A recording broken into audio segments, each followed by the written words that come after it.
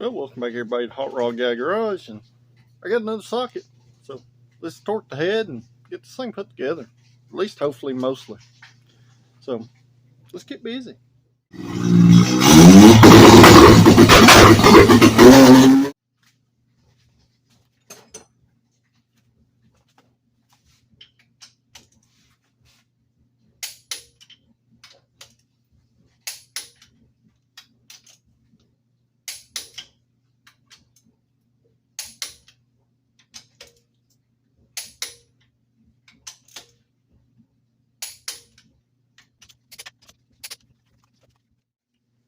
So got our head torqued. It's torqued 70 foot-pounds. Like I said in the last video, factory spec is 54. ARP recommends 60. I went ahead and eased it up 2 foot-pounds at a time, and we're at 70. So I'm going to torque it at 70 foot-pounds like it was. So at this point, we're ready to put the intake on, the distributor in it, time belt, and all that stuff. So let's get busy doing it.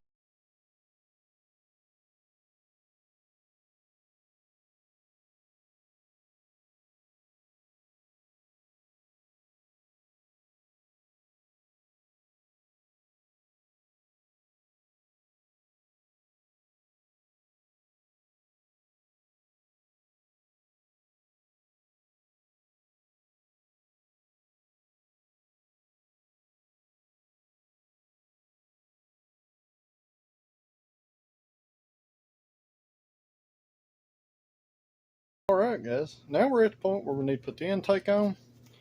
And I'll give you a little tip here. The FreeTro gasket right here is an OEM metal stamp type gasket, just like factory Suzuki stuff.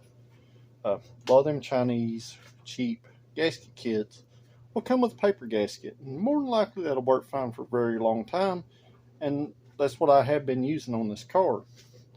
But this time I got on Rock Auto. This was like $5. So I just ordered one of them. I'm going to spray with a little my favorite copper spray. Even though I don't like how it sprays, I'm going to spray it gasket on both sides real thick. And I'm going to put the intake on there. So watch along with me.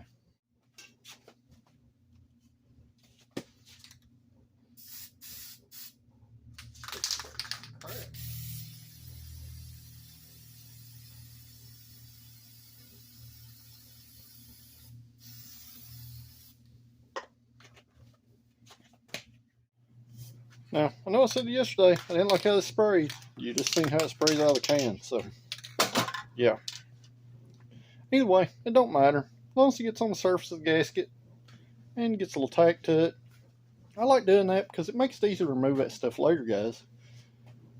Basically, you know, brake cleaner will remove the copper spray, so most of the time it's just a spray down wipe off thing without a whole lot of scraping or any kind of other mess. So kind of a helpful tip.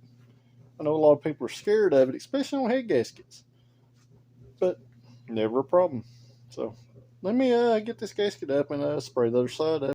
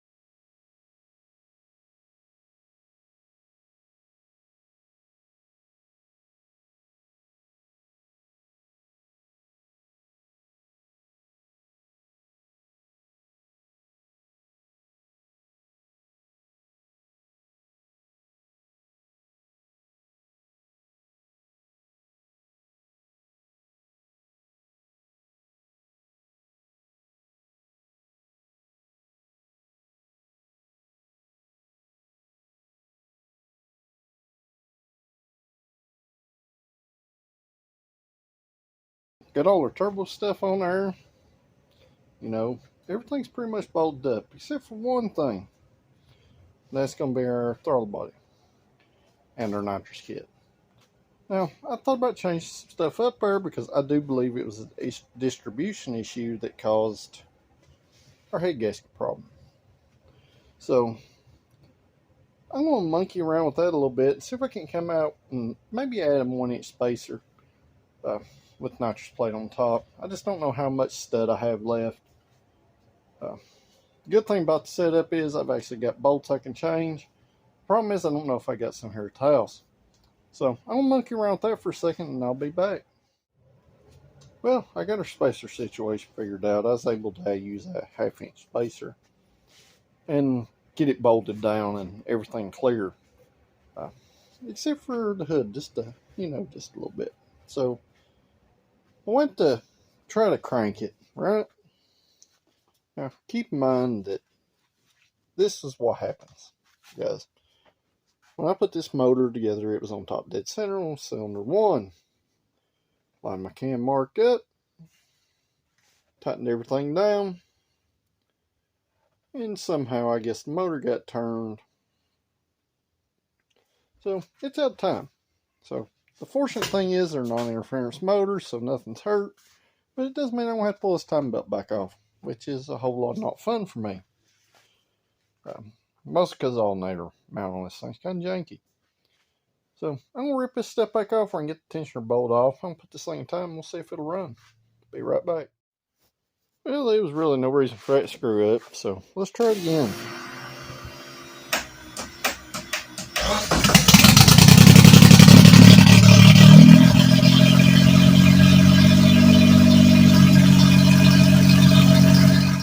Well, that's a relief. I know it's kind of shady here in the garage, and I'm sorry for that, but, I'm kind of restricted to the lights that I have. But, at least it runs again. Had a little smoke there at first. Remember, we oiled our rings up good. I guess it being out of time, gave enough time to build up some oil pressure. Not a big deal, guys. Everybody makes mistakes. Sometimes you have to go back and figure out what you've done. It has been apart for a little while. Not making no excuses, but these motors are super simple to time, and it runs again. So now I got to put the belt and water pump pulley, the carburetor hat, and all the charge pipe and stuff on it. And I'm not going to do that today. I'm going to wait till tomorrow. We've had a big chance of rain kind of all week, and it's not really rained all that much, but I'm not in a super big hurry to put it back together. I'm happy now that it runs. I'll probably finish it up tomorrow night because I may change some of the charge piping on it. Try to shorten it up a little bit. But I don't know yet. But we're running and can't ask for much more on a Wednesday night. So, till the next one, guys, I'll see you then. Thanks for watching.